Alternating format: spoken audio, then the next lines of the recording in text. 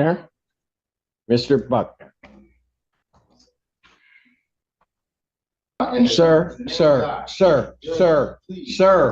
I will give you an opportunity to address the court, but you're not going to interrupt any. You're not going to interrupt anybody. You're interrupted. State your name. Lawrence Buckner. All right, go ahead, counsel.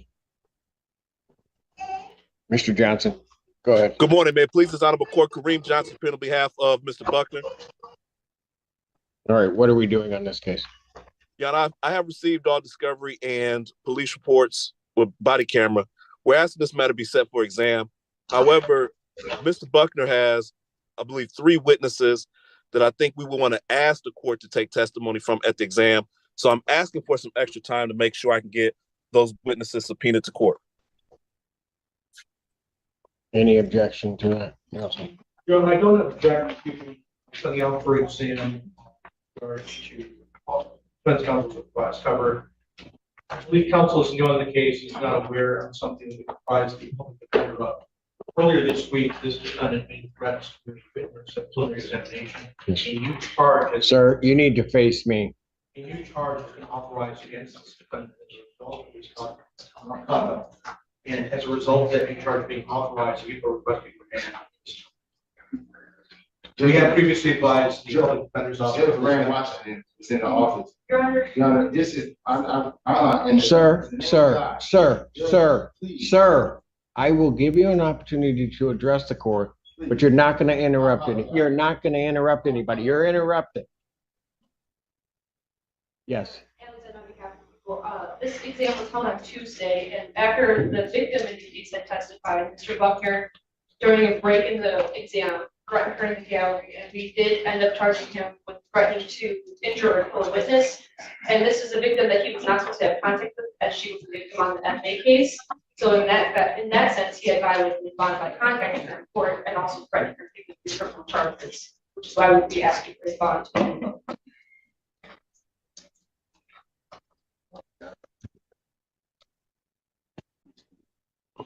Sir, what did you want to tell me? sir. Well, Mr. Buckner, I'd advise at this point you don't make any statements.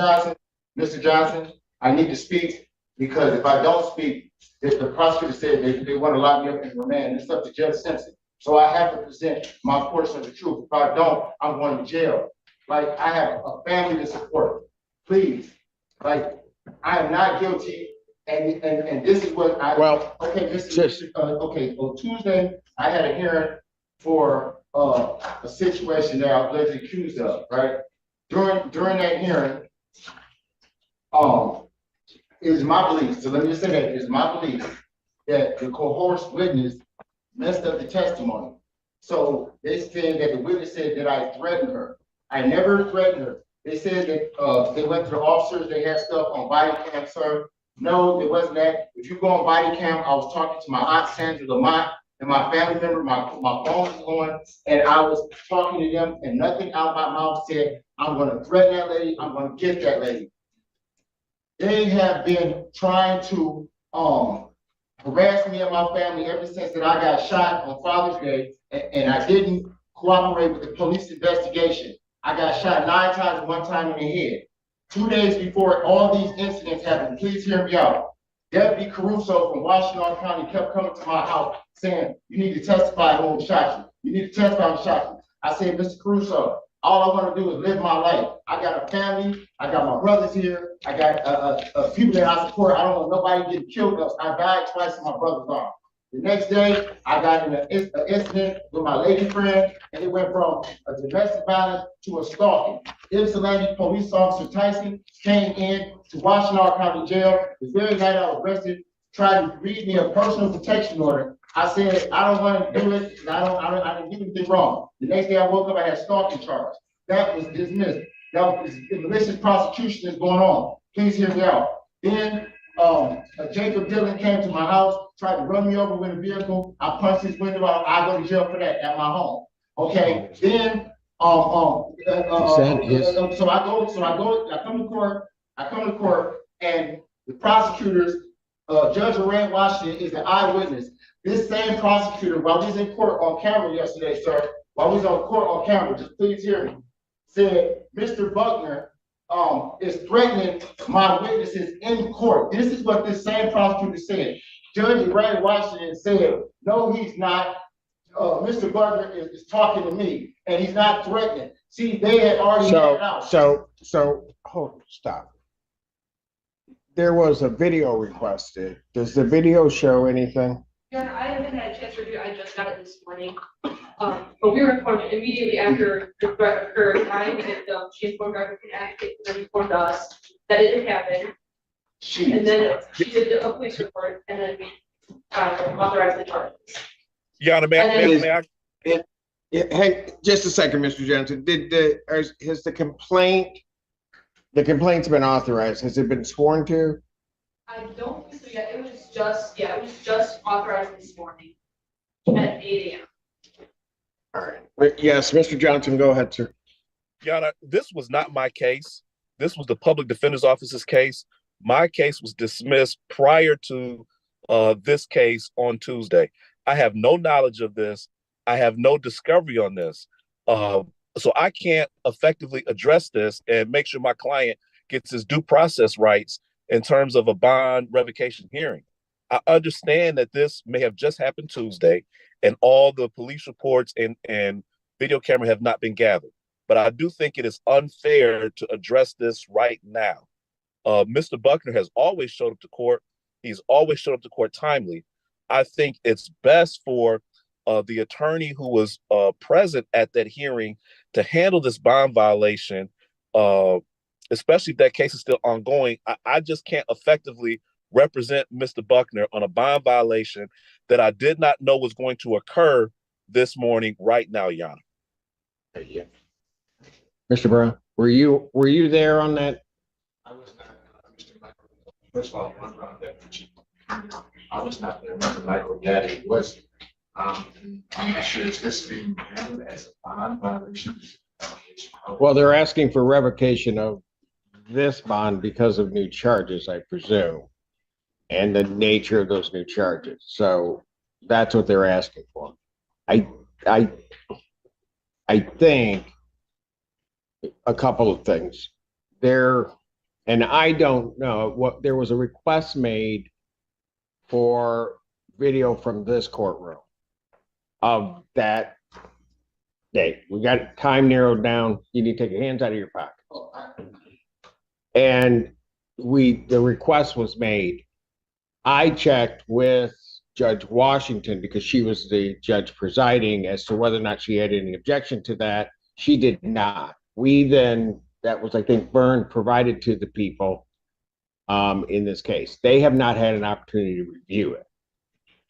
So as it stands now, these allegations that they have violated nothing's charged.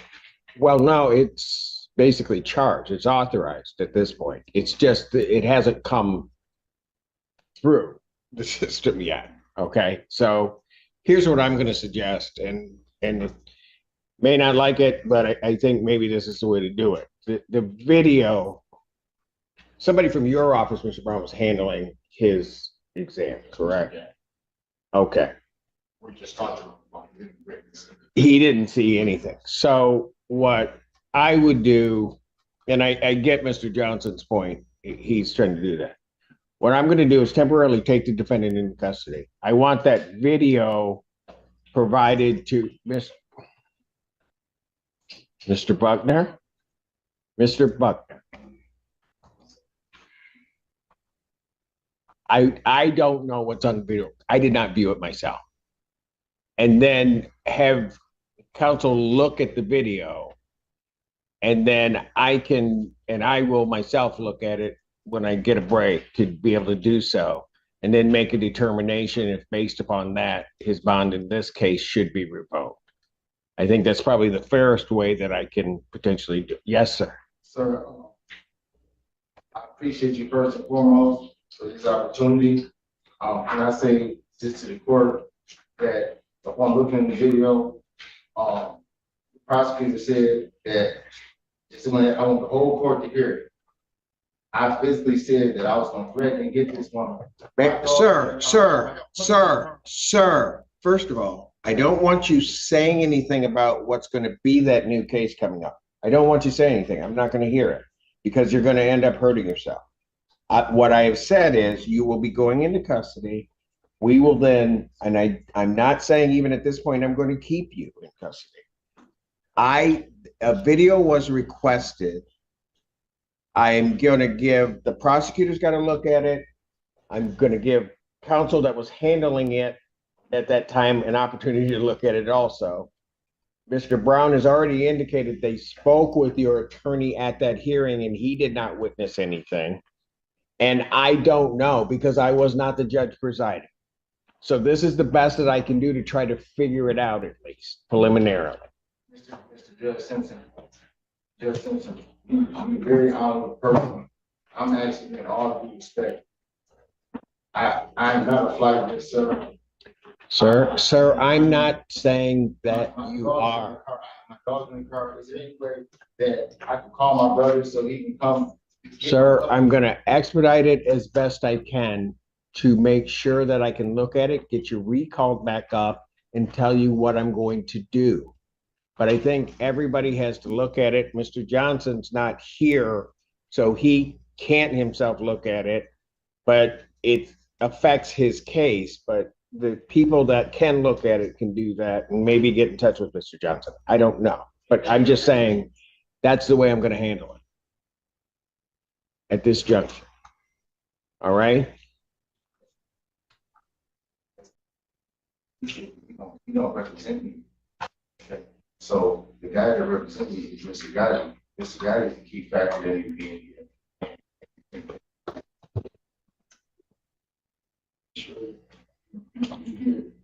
Okay, look, Mr. Buckner, they'll be able to talk to you back there. But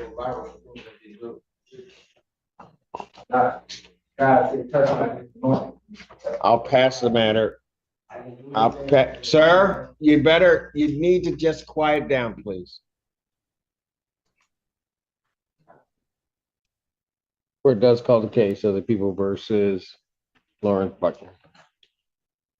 Joseph McMillan, people, Your Honor. Yes, I'm going to do the arraignment. And just to bring you up to date, Mr. Johnson, the new case that we were talking about has actually been, I now have the file and I'm going to conduct the arraignment on that charge. So, all right. I don't know if you were informed of that.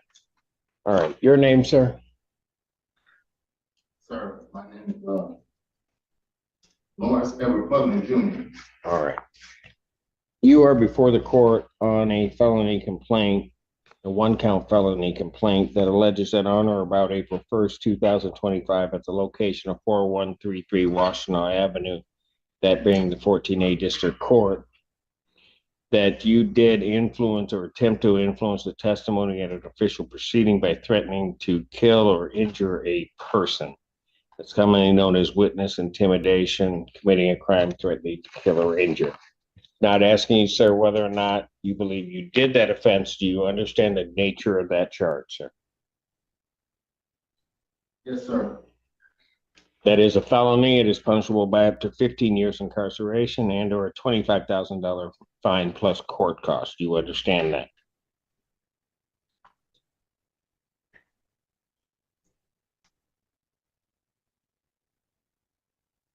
You understand that, sir? Yes, sir.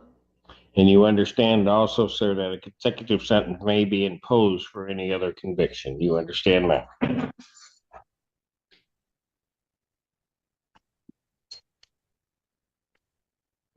Mr. Buckner, you can sit down while we go through this. All right, so I didn't know. I'm sorry. Did you understand that, sir? That a consecutive sentence may be imposed for any other conviction. Sir, forgive me for my emotional upbreak. I don't know what to say right now, sir, and I truly apologize to the court. I don't know what to say yet. Well, I just need to make sure that you understand and can answer the questions that I'm asking. I need to make sure of two things primarily. First of all, that you understand what you charged with. You told me that you do understand that. The other thing that I need for you to understand is what the maximum penalties are.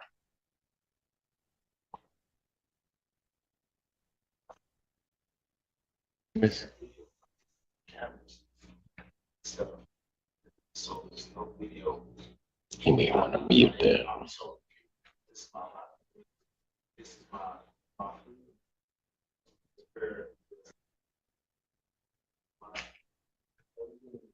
freedom is just snatched from me, and I was understanding giving this son the right kind of children. Y'all just talk to me. See, I told you I got shot in the head, so you're not hearing the wrong thing. Okay? And you said about video, but now you tell me no video.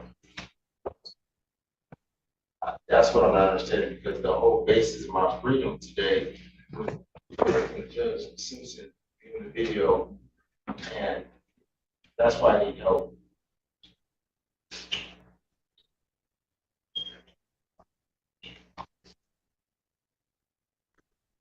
Oh, what charge is this?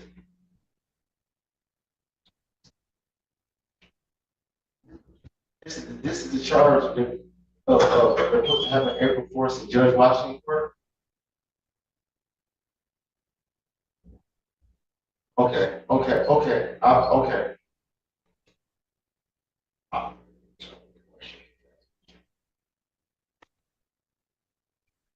Potential. I understand the potential. I just, from the time, and I apologize ever since, and I'm a little slow right now, so I apologize to the court ahead of time. Y'all be further ahead of me.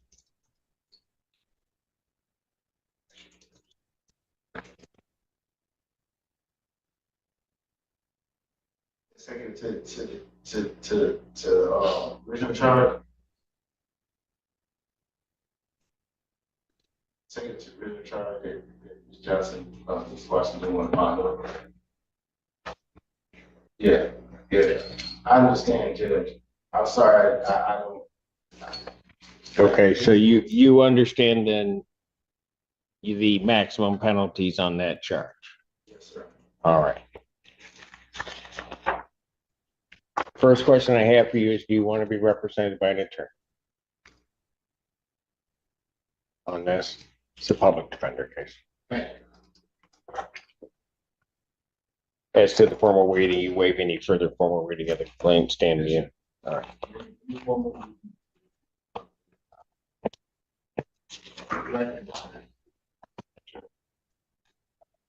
All right.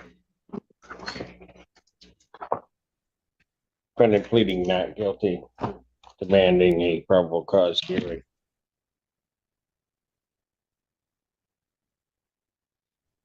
Court will enter that plea. Set a probable cause hearing, and Mr.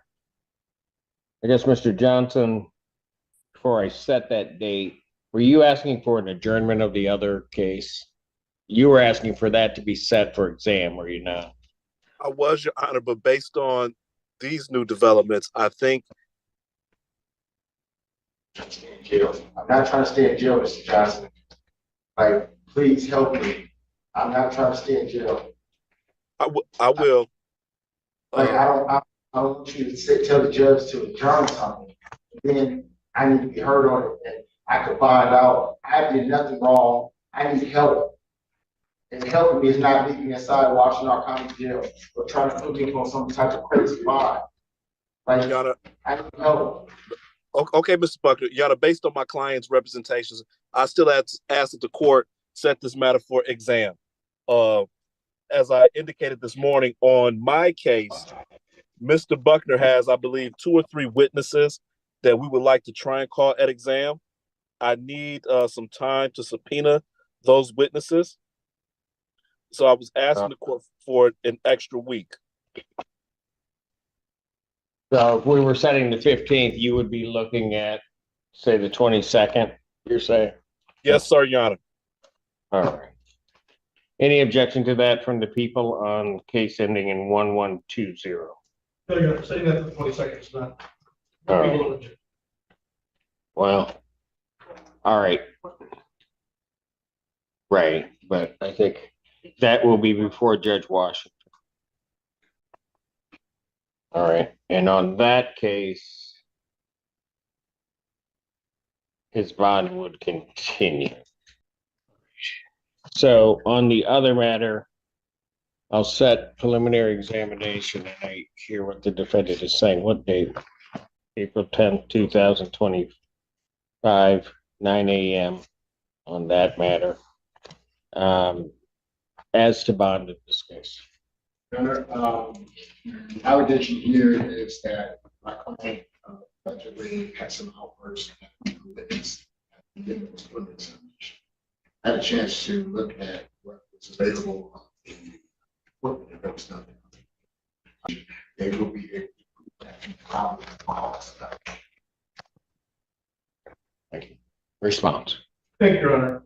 In this case, as in many things, context is key. This exam was on the first Tuesday. At that time, the victim testified and examined. The defendant pointed a gun and racked it at her while she was working as a security guard. It was after this that the defendant asked to go to a bathroom. While walking out, threatened her in the gallery. She immediately reported this to the victim advocate and the assistant prosecuting attorney. Specifically, this defendant said, "You're lying, a lying fucking bitch, I'm going to get you." This is right after she had testified being threatened with a firearm by this defendant. Based upon this defendant's conduct, under people believe that a $100,000 bond, no 10%, is appropriate in this case. This was very clearly an attempt by this defendant to intimidate this witness with regards to the case at District Court at exam. The condition of the bond in that case, case number 5-121. I'm sorry, I may have misread that case number. Was that he had no contact with the victim, and here he is in court threatening this victim. This is not taking place in a vacuum. This defendant has a pending misdemeanor domestic violence case, the FA case that was the subject of the exam involving firearm, and malicious destruction of property felony case. Based upon this conduct, based upon his extensive criminal history, they frankly have extreme concerns for public safety and victim safety. We're asking that as a condition of the bond in this case, that he have no contact with the victim in Hudson, have a no go to order as for a residential place of employment. And frankly, Your Honor, is this defendant's conduct which has brought us to this point. And the fact that this threat was uttered during a court proceeding immediately after the testimony of the victim is greatly concerning to people. And to our mind, points to a need to set a significant bond to secure the safety of the public and the state. So I'm respond, John. Yes, sir. Obviously, very clearly something different in the prosecution that describes it as an angry outburst. Doesn't rise to any attempt to keep anyone doing anything except that angry outburst. They went ahead and tried to charge witness intimidation. This is something based on what they saw in context and unproven charge. But if it were directed at the victim in that case, that irrespective of what's being said, that would be improper context, you'd agree. That's right. Making a bond with a separate case, and that's exactly what's going on. You can certainly say you shouldn't have said anything, you shouldn't have an angry outburst. That's a bond violation. That's exactly that context. What is concerning in this case is that if what is said, and I disagree with the defense, that there has to be something where they did that there. If said, if what is indicated was said, which oddly is consistent with, in some respects, with the underlying offense and what is said, which makes it even, I will have to say, more frightening if it was said.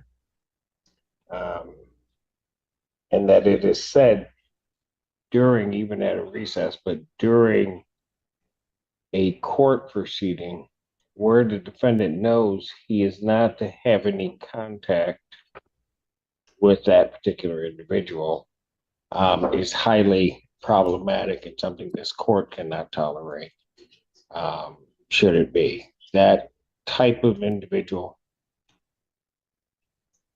in this court's mind, does pose a significant threat to the public in regard to his behavior. I would also indicate that I don't necessarily believe that the defendant is a flight risk, certainly, but I do believe that given everything that the court has heard, he is a significant danger, if not to the public in general, to this one individual. He may be a particular danger. The court is going to set the defendant's monetary amount of his bond at $75,000 cash sure. If the defendant is released, he is to be placed on the GPS home confinement tether. The court may allow, upon petition, his ability to go to work once that's established, but $75,000 on that case. Thank you. It's possible from the judge watching it. It's probably the same stuff that they charge me for right now. Same stuff that they charge me for right now. A prosecutor told Judge Washington that I was disrespecting and threatening her client inside the jail, inside the courtroom. Judge Washington looked right at her and said, "No, you're not." He looked right at me. So I asked you to talk. Judge Washington could have helped me on this. Because they got me charged on. They got me charged, Judge. And so this thing, right, for me to make one statement, Judge Simpson, I'm charged with making a crime in the courtroom, right, sir? Well, you're charged with intimidating witness that may have taken place in the courtroom. Okay, and sir, this is the time that I got arrested and you sent me back here, the thing that I was trying to work on you was, I mean, the community of people that was helping me, sir, and I know everything I'm saying, that you've already made a decision, is that the video inside Judge Washington's courtroom, a Wayne Washington courtroom, was the video that would have proved my innocence. The prosecutor told Judge Washington that I was threatening Amy Hudson while she was giving her testimony on the stand. Amy Hudson was on the stand. Wayne Washington stopped the court immediately and said, "No, he's not. He ain't looked at her, he ain't said to her. He's mumbling things to me, trying to get my attention." This is on camera in Wayne Washington court. So now, how do I help myself, Judge Simpson? Your attorney will be able to get a video of that proceeding. All right, Mr. Buckner, thank you. Hey, Mr. Brown, Mr. Brown. Yes.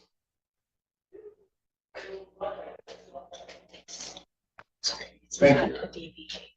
No, I don't, but I, the conditions. Yeah. Okay. All right.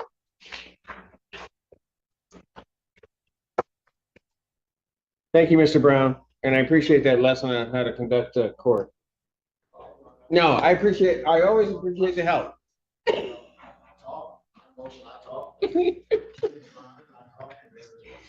No, well, some places do it that way. Some, I just let people talk. Okay, you know that because you're still doing it. Okay. Have a good evening.